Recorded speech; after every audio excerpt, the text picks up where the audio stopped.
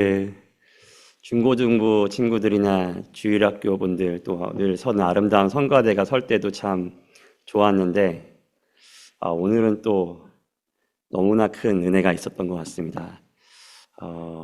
정말 희귀한 족속들인 거 알고 계신가요?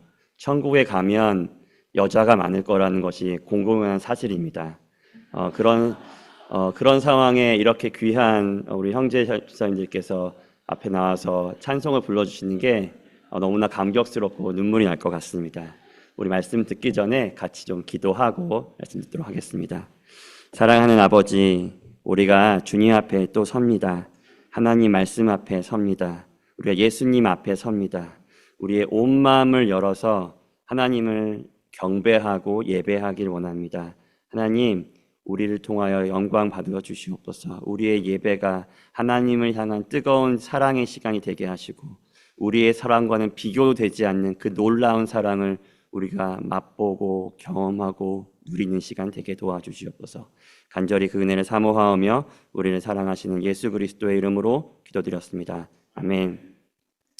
제가 인생을 길게 사진 않았지만 살면서 느끼는 바를 좀 솔직히 말씀드린다면 인생이 참 고단하다, 쉽지 않다라는 생각을 좀 하게 됩니다. 저 개인적으로는 저는 아버지이고 남편이고 또 한 가정을 책임지는 가장입니다. 그러다 보니까 제 삶 가운데도 쉽지 않은 일이 일어나고 때로는 주저앉고 싶을 때가 있는데 그때도 사람들 앞에서 특히 저희 가족들 앞에서는 괜찮은 척, 아무렇지 않은 척, 금방 다 해결할 수 있는 척 그렇게 척을 하지만 때로는 아무도 없는 곳에 가서 주저앉고 싶고 그냥 꺼이꺼이 울고 싶을 때가 있습니다. 참 인생이 버겁다 느껴집니다. 제가 금요 예배에서 일어난 일을 하나 들었습니다. 전통적인 한국 교회입니다. 아시나요? 금요 예배 시간에 대부분 목사님께서 그 본당 입구가 하나지 않습니까? 그러니까 거기서 이제 오시는 분들 한 명 한 명 맞이하면서 잘 오셨습니다. 잘 오셨습니다. 환영합니다. 이렇게 목사님이 한 명 한 명을 맞이하고 있는데 저 멀리서 그 나이가 지극한 집사님께서 누가 보더라도 힘겨운 하루를 막 마치고 어떻게든지 예배 늦지 않으려고 헐레벌떡 뛰어오는 집사님을 보셨다고 합니다. 그래서 그 목사님이 그 집사님의 손을 꼭 붙잡고 아니 어떻게 오셨어요? 오늘 너무 힘드셨죠? 정말 고생 많았습니다. 라고 이렇게 인사말을 건넸는데 그 집사님이 그 손을 놓지도 못하고 이렇게 꺼이꺼이 울었다 라는 얘기를 들으면 이게 진짜 인생이 고단하구나, 힘들구나 라는 생각을 하게 됩니다. 우리 여기 계신 분들의 각자의 상황은 잘 모르겠습니다. 웃고 계시고 평안한 듯 보이시고 부유한 듯 보이시지만 고단함이 있으시지 않으십니까? 그래서 오늘은 특별히 우리가 너무나 사랑하고 오늘 하나님께 그럼에도 불구하고 그 고단함을 뒤로하고 하나님의 은혜를 구하며 이 세상을 살아가기를 소망하는 우리 남전도회 분들을 위해 잠시 좀 기도하는 시간을 가졌으면 좋겠습니다. 사랑하는 여전도회 여러분, 가능하시겠다면 우리 사랑하는 남편들을 위해서 좀 기도해 주시겠습니까? 그리고 우리 청소년, 중고등 청년 여러분, 여러분들 이 말을 이해할 수 있을지 모르겠지만 여러분이라는 꽃을 피우기 위해 여러분의 아버지는 기꺼이 거름이 되어가고 있습니다. 자신의 삶을 갈아 넣어서 여러분을 꽃 피운다는 거 아직 모르실 수 있겠지만 좀 기억하면서 아버지에게 우리 남편에게 좀 하나님의 은혜와 위로가 임하게 해달라고 기도해 주시고 또 저도 다 알 수는 없지만 어떤 아버지, 어떤 남편은 그렇지 않은 분들이 있지요. 그럼에도 불구하고 그분들에게 여전히 너무나 필요한 하나님의 은혜와 위로가 그들에게도 임하게 해달라고 우리 같이 이 시간 아버지와 남편과 우리 자신을 놓고 주님 앞에 은혜를 구하겠습니다. 같이 기도하시겠습니다. 하나님, 인생이 고단한 인생 가운데 우리 가운데 허락해 주신 하나님의 놀라운 사랑을 바라보게 됩니다. 하나님의 은혜를 바라보게 됩니다. 때로는 주저앉고 싶고 때로는 버틸 수 없어 주님 앞에 엎드릴 힘도 없는 우리의 남전도회 분들과 우리의 남편들과 우리의 아버지와 우리 각 자신들을 위해 주님의 은혜와 주님의 위로와 주님의 만져주심과 주님의 함께하심과 주님의 인쳐주심과 그들의 돌보심을 하나님께 간절히 구하오니 하나님께 헌신하며 나아오는 남전대들 분들 가운데 한량없는 하나님의 위로와 하나님의 은혜가 임하도록 주여 은혜를 허락하여 주시옵소서. 하나님, 온전치 못한 아버지가 될 때가 많습니다. 내가 온전치 못한 남편이 될 때가 너무나 많습니다. 주님, 그래서 내가 주님의 은혜가 너무나 간절히 필요합니다. 주여 우리에게 하나님의 놀라운 은혜를 허락하사 이 고단 인생길 더 놀라운 주님과 함께 즐거이 감사함으로 나아갈 수 있도록 주여 우리에게 은혜를 허락하여 주시옵소서. 주여 우리에게 은혜를 허락하여 주시옵소서.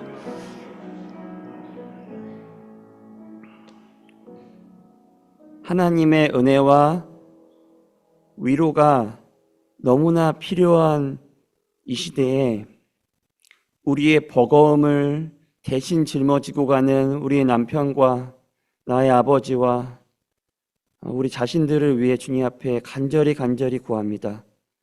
주의 은혜가 없으면 무너지겠습니다.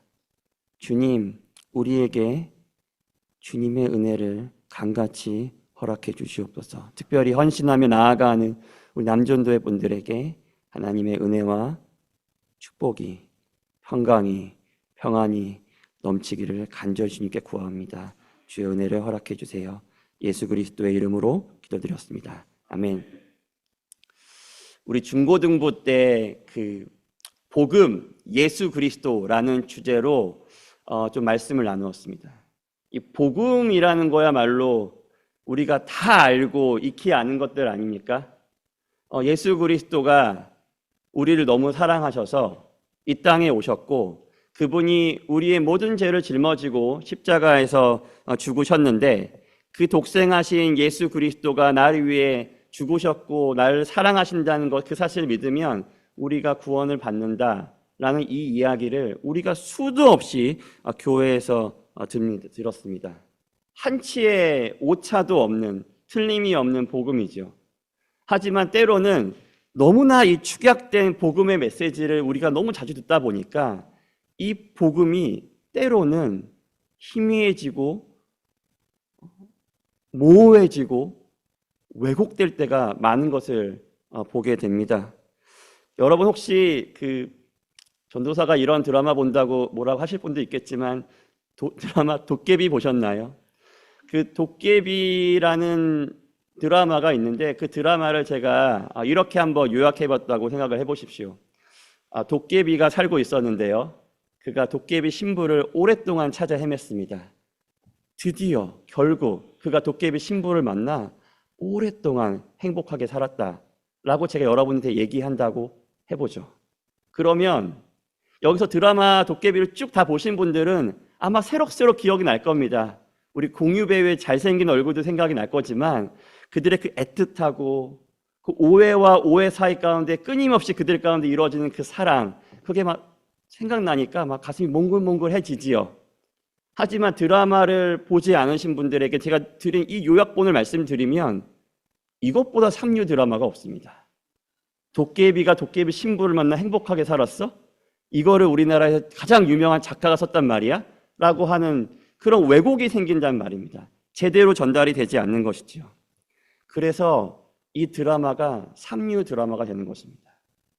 근데 그런 것처럼 이 복음이 이 요약된 너무나도 간결하게 어떻게든지 빨리 전하고 싶어 우리가 그렇게 전달하지만 너무 그렇게 전달하는데 아마지 이 복음이라는 아름다운 드라마가 상류화되고 왜곡되는 것이 아닌가 해서 아이들과 같이 복음이 무엇인지에서 좀 깊이 좀 나눌 수 있는 시간을 가졌습니다. 근데 오늘 읽을 말씀도 그렇게 우리가 왜곡되이 들을 수가 있다고 생각됩니다. 복음이 유명하지만 오늘 우리가 읽을 말씀 세족식 또한 엄청 유명한 말씀 아닙니까? 예수님이 돌아가시기 전날, 예수님 전에 6월절이라는 명절이 있었습니다. 그때 예수님께서 제자들과 만찬을 갖습니다. 같이 식사를 가지시면서 내가 이제 곧 죽을 것을 이야기하십니다. 그러면서 식사가 다 마무리되고 나서 먼저 쓱 일어나시더니 제자들의 발을 씻겨주십니다. 그러면서 내가 너희한테 이렇게 씻겨줬던 것처럼 너희도 서로 그렇게 해라라고 말씀하시는 거죠. 우리 수도 없이 다 알고 있는 우리 기본 중에 기본 아닙니까? 그러니까 내가 너희들을 섬겼던 것처럼 너희도 서로 섬겨. 내가 너희를 사랑한 것처럼 너희도 서로 사랑해. 내가 너희를 이해하고 용납하고 받아줬던 것처럼 너희도 서로 그렇게 하려무나 라고 하는 이 말씀을 우리가 수도 없이 들었죠. 그런데 이 말씀의 진의를, 그 깊은 내막을 들여다보지 않고 이것만 들으니까 우리 안에 이 말씀이 얼마나 왜곡되는지 모르겠습니다. 이렇게 왜곡되는 야한 극단이 있다라고 저는 생각을 합니다. 서로 섬기라, 서로 사랑하라는 이 하나님의 명령을, 하나님의 법을 반드시 지켜야 하는 법으로 알고 믿는 것입니다. 그러니까 힘을 다해 이 말씀을 순종합니다. 내 가슴이 문드러지지만 어떻게 해서든지 내 이 말씀 순종하겠다라고 이 말씀에 순종합니다. 그러니까 그 안에 이 말씀을 왜곡되이 받는 그 자들에게 남아있는 것들은 자기 의와 서운함입니다. 아, 훌륭하다 나요. 이렇게 하나님 말씀을 잘 순종하는구나. 저들은 아무도 듣지 않는데, 선종하지 않는데 난 너무나 훌륭하다. 그런데 어찌 아무도 나의 이 위대함을, 이 훌륭함을 알아주지 않는가라는 동전의 양면과 같은 것이죠. 자기 의와 서운함이, 분함이 그 안에 있습니다. 또 다른 양극단은 어떤 것인가요? 야, 이거는 지킬 수 없는 법이야. 그러니까 우리가 이건 다 지킬 수가 없어 라고 우리가 이 말씀을 바라봅니다. 그리고 나서 내가 원하지 않는 거, 할 수 없는 거 안 합니다. 할 수 없는 법이니까요. 이건 하나님이 너무나 위대한 법을 주셨기 때문에 절대로 달성 없는 법이기 때문에 내가 할 수 없다 이렇게 생각해 버립니다. 그들에게 남아있는 것은 자기 방어와 비판입니다. 이건 내 기질이, 이건 내 상황이, 이건 어쩔 수 없는 거야. 내 어렸을 때 상처 알지? 그래서 내가 이거 못하는 거야. 야, 그런데 쟤네들은 좀 심한 거 아니냐? 어떻게 이렇게까지 할 수가 있지? 라고 하는 동전의 양면과 같은 왜곡됨이 우리 가운데, 솔직하게 제 가운데 있는 것들을 교회와 우리 인생들 가운데 많이 보게 됩니다. 사랑하는 여러분, 혹시 제가 이렇게 양극단을 얘기하니까 생각나는 사람이 있으신가요? 아, 그 집사님 이거 꼭 들어야 되는데 내 유튜브 보내줘야 되겠다. 생각나시나요? 여러분, 만약에 이 말씀이 이 양극단의 이야기를 들었을 때 누군가가 생각난다면 아마도 굉장히 높은 확률로 여러분은 이 양극단 중에 하나에 속해 있는 사람일 수가 있습니다. 이 이야기를 쭉 듣는데 전도사님이 내 얘기 하나 보다. 내가 그런데 지키기 싫은 법은 안 지키려고 하고, 누가 못 지키는 건 비판하고, 그래서 그게 나를 너무나 아프게 하고, 그래서 난 예수님 못 믿겠다라고 생각이 여러분 안에 드신다면, 그래서 절망감이 여러분을 휩싸았다면, 사랑하는 여러분, 오늘 말씀을 함께 읽으며 예수님께서 우리에게 전하시는 그 위로와 해결책을 같이 함께 듣기를 간절히 소원합니다. 우리가 오늘 말씀을 묵상하기 전에 우리가 반드시 알아야 될 것이 있는데, 이 말씀을 주신 이 예수님이 누구시냐면 이 제자들을, 이 말씀 직접 전한 제자들을, 또 이 제자들의 말을 듣고 믿는 우리를 너무나 사랑하셔서 이제 곧 자신의 생명을 내어줄 그들에게 주신 말씀이라는 것을 기억해야 합니다. 이 말씀을 주시며 우리를 끝까지 사랑했다라고 1절 말씀에 되어 있습니다. 우리를 끝까지 사랑하시며 이 말씀을 주셨다는 것을 우리가 반드시 기억해야 되겠습니다. 그리고 이것은 단순히 너희들 내가 가면 교회라는 곳이 생길 텐데 서로 다투지 말고 서로 섬기고 서로 사랑하고 그래야 교회가 교회라는 공동체가 유지된다라는 율법이라는 것이 아닙니다. 왜 그런 역할이 없겠습니까?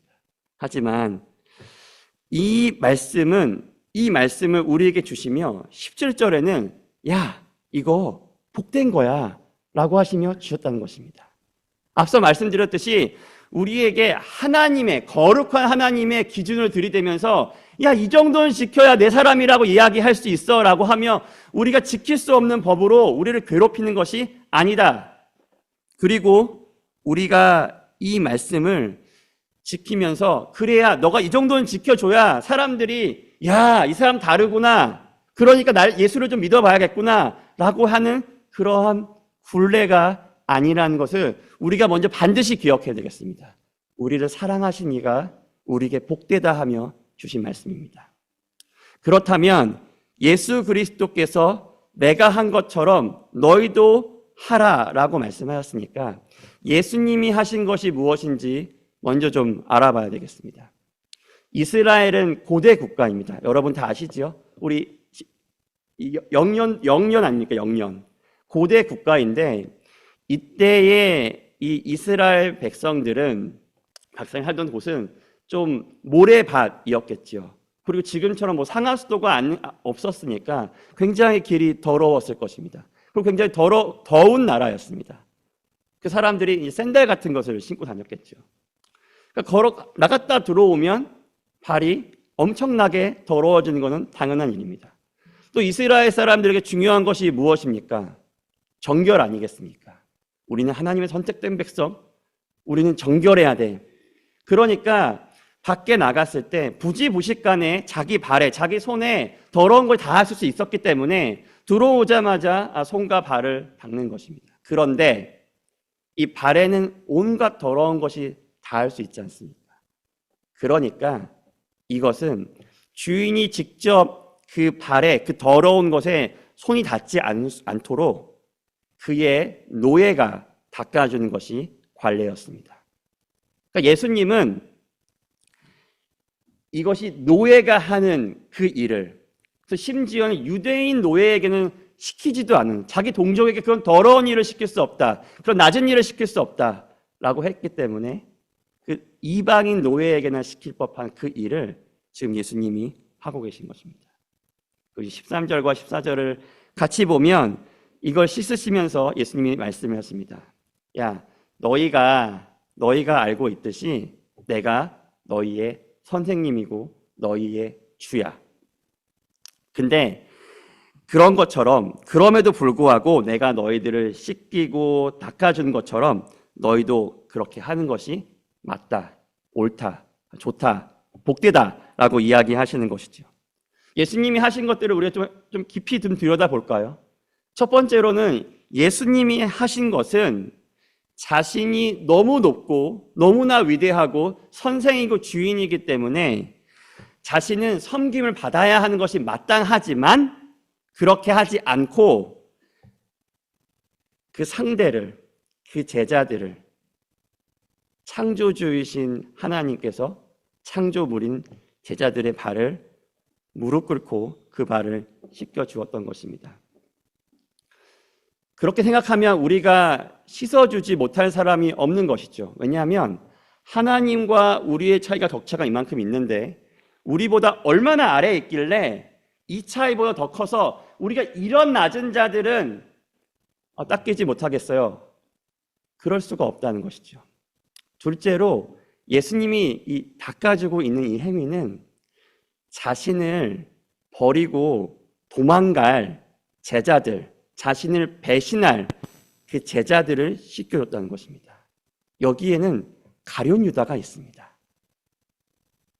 가룟 유다가 무엇을 했지요? 예수님을 은 30냥에 팔아서 예수님을 죽인 사람입니다. 그 가룟 유다의 발도 씻겼습니다. 그러니까 이 발을 닦아준다는 행위는 내가 친한 사람, 내가 좋아하는 사람, 내 마음에 맞는 사람을 그런 사람만 하는 것이 아니라 나와 맞지 않는 사람, 나를 힘들게 한 사람, 나를 심지어 팔아 넘기는 사람도 예수님이 그렇게 하신 것입니다. 세 번째로는 예수님이 이 발을 씻겨주는 것은 그 발에 더러운 것을 자신에게 묻혀서 이것을 닦아주는 행위였습니다. 그 사람의 더러움인데, 그 사람의 부정인데, 그 부정을 나한테 옮겨서 그 사람을 정결하게 했다는 것입니다. 그래서 그 사람의 허물이고 그 사람의 더러움인데, 마치 예수님이 그들의 노예인 양 무릎을 꿇고 그 허물을 자기에게 묻혀 깨끗하게 했다는 것입니다. 이것이 예수님께서 우리에게 명령하신 것입니다. 내가 너희들 이렇게 닦아준 거 봤지? 너희들도 이것처럼 해 라고 이야기하신 것이죠. 듣기만 해도 숨이 막히지 않습니까? 우리가 가족들에게 이렇게 하기가 쉽지가 않습니다. 우리가 그래서 우리의 친한 친구들한테 이렇게 하기가 쉽지가 않습니다. 그런데 우리를 배신하고 우리를 버리고 우리를 상처 주고 우리를 아프게 하고 내 발을 한 번도 씻겨주기는커녕 늘 나를 산산조각 냈던 그 사람을 닦아주라고? 사랑하는 여러분, 이게 와닿지 않는다면 지금 잠깐만 좀 불쾌하시겠지만 여러분을 가장 인생 가운데 힘들게 했던 그 사람을 생각해 보십시오. 그리고 그 사람에게 가서 무릎을 꿇고 여러분이 노예인 양 그 사람의 허물인데, 그 사람이 난 잘못한 것인데 그 허물을 나한테 묻혀서 그 허물을 없이 한다라는 것을 상상해 보십시오. 불가능한 일 아니겠습니까? 그렇다면 다시 돌아와서 왜 예수님은, 우리를 사랑하시는 예수님은, 생명을 내어줄 예수님은 이 명령을 우리에게 주시면서 야, 이거 복된 거야 라고 하신 걸까요? 그리고 우리는 이 말도 안 되는 이 하나님의 법을 어떻게 순종할 수 있을까요?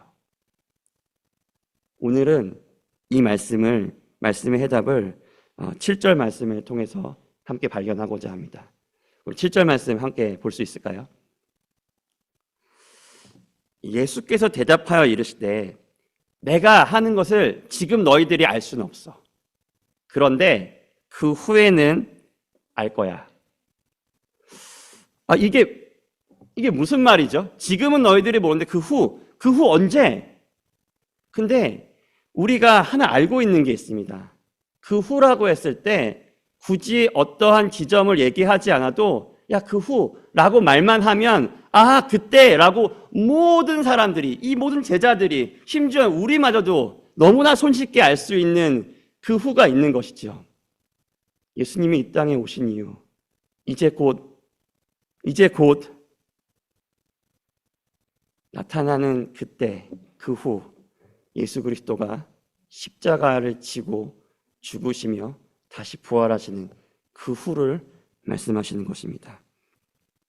그러면 십자가에 죽으신 그 예수 그리스도를 보면 그 후에는, 그 나중에는 도대체 무엇을 알게 됩니까? 사랑하는 여러분, 십자가 앞에 서보신 적이 있으신가요?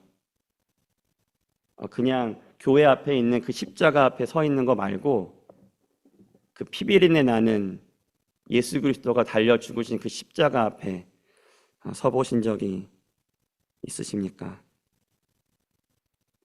거기 정말로 그 자리에 서 있으시면 내가 가룟 유다보다 더 악랄하고 더 역겹고 더 추악한 죄인이라는 것을 알게 됩니다. 내 죄가 얼마나 음란하고 얼마나 더럽고 내 죄가 얼마나 악마 같은지를 진짜로 알게 되는 일이 생깁니다. 그리고 그 자리에서 그런 나 때문에 죽은 예수 그리스도가 보입니다. 그리고 그 예수 그리스도를 바라보면 내가 어쩔 수 없이 고백하게 되는 말은 내가 예수를 죽였다. 나 때문에 예수님이 죽으셨다는 것을 알게 됩니다. 근데 거기서 끝나는 것이 아닙니다. 그런데 내가 그러한 존재였는데 그 자리에까지도 끝까지 나를 사랑하시는 예수님을 만나게 됩니다. 그러면서 내 죄로 더러워진 발을 그 피 묻은 손으로 그 더러움을 자기에게 다 묻혀서 나를 닦아주시는 예수님을 만나게 됩니다. 그 고통스러운 자리에서마저도 우리를 바라보며 내가 너의 그 모든 죄를 용서한다. 내가 너를 사랑한다. 라는 예수님의 말씀을 듣습니다.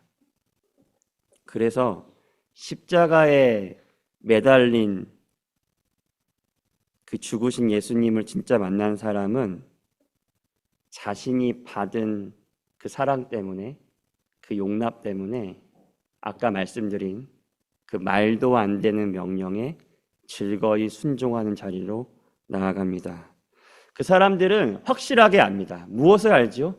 자기 안에 예수님이 있다는 것을 압니다. 그리고 그 예수님이 자기를 얼마나 사랑했는지 압니다. 내가 얼마나 큰 죄인이었는지 너무나 잘 압니다. 그런 나를 용납하고 용서하고 섬기며 사랑했던 예수님을 진짜 알게 됩니다. 그래서 그 사랑이 나를 강권합니다. 나를 이끕니다. 어느 자리로요? 예수님이 하신 것과 같이 하는 그 자리로 우리를 이끌어냅니다. 왜 그런다고요? 하나님이 우리를 부으시며 용납하시고 사랑하신 그 사랑이 넘쳐 흐르기 때문에 그 예수님 때문에 그 자리로 즐거이 가는 것입니다. 그래서 십자가 앞에 서본 사람들은 오늘 이 말도 안 되는 예수님의 명령을 지킵니다. 십자가를 알지 못하는 사람은, 십자가의 사랑을 알지 못하는 사람은 이 터무니없는 말씀에 순종하지 못합니다. 그들에게는 터무니없는 그 명령이 십자가 앞에 서본 사람들에게는 즐거이 걸어가는 길이 되는 것이죠. 믿지 않는 사람들은 그래서 흉내낼 수가 없습니다. 그래서 크리스천들은 radically different, 본질적으로 다른 사람들과 완전히 다른 삶을 살게 되는 것입니다. 그리스도인들이 도덕적으로, 인격적으로 훌륭해서가 아닙니다. 좋은 교육을 받았고 행복한 유년 시절을 보냈기 때문이 아닙니다. 건강한 가정에서 태어났기 때문에 그런 것이 아닙니다. 타고난 기질이 아닙니다. 그 어떠한 것이 아닙니다. 예수를 만났기 때문에, 십자가 앞에 예수를 만났기 때문에 거기서 그 사랑이 자기에게 부어졌기 때문에 이 길을 가는 것입니다. 사랑하는 여러분, 이 십자가 앞에 서보신 적이 있으십니까? 십자가의 사랑을 모르는 분들은 그리스도인으로 살 능력이 없습니다. 그리스도의 복음은 이 사랑이 없이는 터무니없는 것입니다.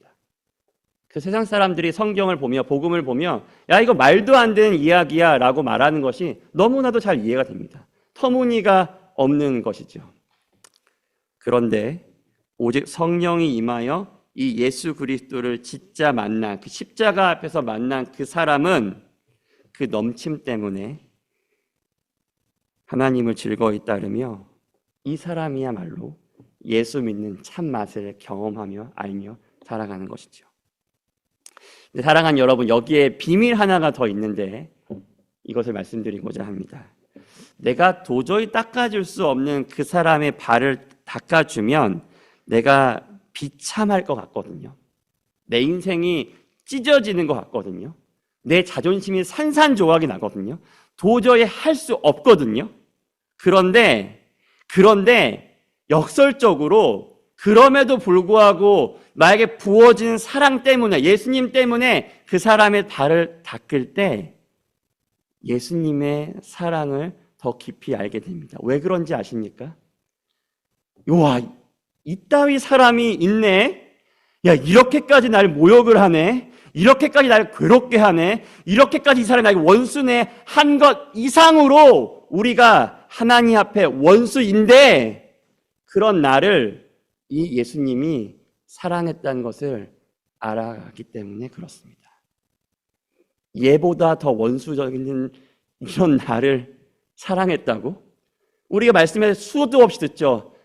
우리가 그리스도의 원수 되었을 때 그가 나를 사랑하셨다. 이 한마디밖에 못 들었는데 이렇게 왜곡해서 이 말씀을 너무 가볍게 들었는데 그 말씀의 진의가 그 깊은 뜻이 무엇인지를 그 원수를 닦아주면서 그 발 앞에 노예가 된 듯 그의 모든 허물을 닦아주면서 도리어 그 허물을 나에게 덮으면서 나에게 옮기면서 그 사람을 깨끗하게 하면서 그것을 알게 되는 것이 예수님이 우리에게 이것을 하라고 하시며 야 이거 진짜 복된 거야 라고 하는 그 비밀인 것입니다. 그런데 사랑하는 여러분, 오해하지 않으셨으면 좋겠습니다. 이렇게 복된 길이기 때문에 힘들지 않다는 거 아닙니다. 내 정신적인 데미지가 없이 즐거이 웃으며 할 수 있는 것이 아닙니다. 우리에게는 찢어지는 아픔과 고통이 동반되는 것입니다. 그런데 그것과는 비교도 되지 않는 그 즐거움과 기쁨과 하나님을 더 알아가는 그 기쁨이 이 길 가운데 있다라는 것을 그리스도가 우리에게 직접 우리의 주인이요, 우리의 왕이요, 우리의 창조주신 그분이 우리의 노예가 되기를 자청하시며 발을 씻어주시고 더 내려갈 데가 없을 것 같았는데 더 내려가서 십자가에 못이 박히며 우리의 모든 짐을, 우리의 더러움을 그에게 얹어 다 갖고 가신 것이 그리스도가 우리에게 보여주신 사랑인 것입니다. 그런데 십자가가 희미해지면 우리는 다시 이 양극단으로 빠져들게 됩니다. 십자가의 사랑이 예수님이 나의 원동력이 아니면 우리가 이 법을 행하면서도 자기 의와 분통함이 우리를 쉽지 않습니다. 그래서 내 힘으로 순종하려고 할 때 내 의가 되며 아무도 몰라주는 이 상황이 너무나 비참합니다. 그런데 십자가가 옅어지면 희미해지면 복음이 그 사람 가운데 너무나 힘을 잃으면 이 하나님의 말씀을 지키지 않아도 되는 것으로 내가 알고 믿습니다. 내가 해야 할 이유가 없지요. 예수님이 사셨던 삶을 내가 쫓아가서 살아갈 필요가 없습니다. 어쩔 수 없는 일이죠. 난 돈이 없어. 나는 형편이 안 돼. 난 상황이 안 되거든. 난 저게 안 돼. 나 어려서 상처가 너무 많아. 그래서 할 수 없는 것이 돼버립니다. 그런데 이상하죠. 그렇게 자기 자신에게 관대했던 그 관대함이 다른 사람을 볼 때는 온데간데 사라져 없어집니다. 저 사람은 왜 저러지? 이건 아니지. 사랑하는 여러분, 여전히 이 양극단을 들을 때 어느 누군가의 얼굴이 생각나십니까? 나의 죄 때문에 죽으신 예수님과 멀어지셔서 그렇습니다. 십자가의 사랑이 우리 가운데 옅어져서 그렇습니다. 이 그리스도의 복음이 내 안에서 선명하지 않아서 그렇습니다. 사랑하는 여러분, 여러분의 눈에 누군가의 좀 모자람이 좀 보이십니까? 아, 저러면 안 되는데 왜 저러지? 손가락질은 누구나 할 수 있습니다. 예수님의 이름으로도 할 수 있습니다. 근데 예수님처럼 가셔서 그 발을 씻어 주십시오. 그 사람의 허물인데, 그 사람의 모자람인데 그 모자람을 나한테 묻혀서 그 영혼이 잘 설 수 있도록 기도해 주시고 용납해 주시고 격려해 주시고 기다려 주시고 가르쳐 주세요. 그리고 때로 필요하다면 채찍질도 좋습니다. 다만 그리스도가 오늘 우리에게 보였던 그 사랑으로 채찍질 하십시오. 누군가가 날 아프게 합니까? 되받아치는 거는 누구나 할 수 있습니다. 제가 볼 때는 우리 영인이도 할 수 있는 것 같아요. 그거 나 아니야. 난 잘못한 거 없어. 그 어린아이도 할 수 있는 것입니다. 그리고 반박도 못할 논조로 야 이거 이래서 네가 잘못한 거야 라고 하는 거 세상 사람들 다 하는 것입니다. 근데 우리는 그렇게 사는 사람들이 아니죠.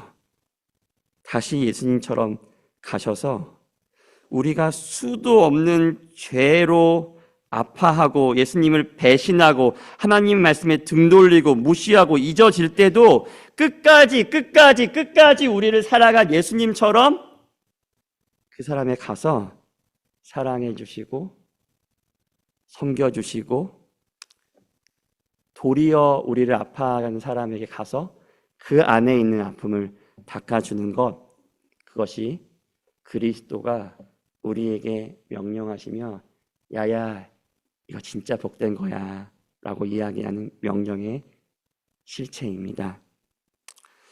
사랑하는 여러분, 우리가 이것을 시행하려고 할 때마다 답답할 것입니다. 어려울 것입니다. 힘겨울 것입니다. 그럴 때마다 다시 십자가 앞으로 나아오십시오. 예수님 앞으로 나아오십시오. 예수님께서 여러분의 지친 발과 마음을 닦아주실 것입니다. 예수님이 이렇게 말씀하셨습니다. 내가 너희 발을 씻어준 것처럼 너희도 서로 발을 씻어주는 것이 옳으니라. 이것을 알고 행하면 복이 있으리라.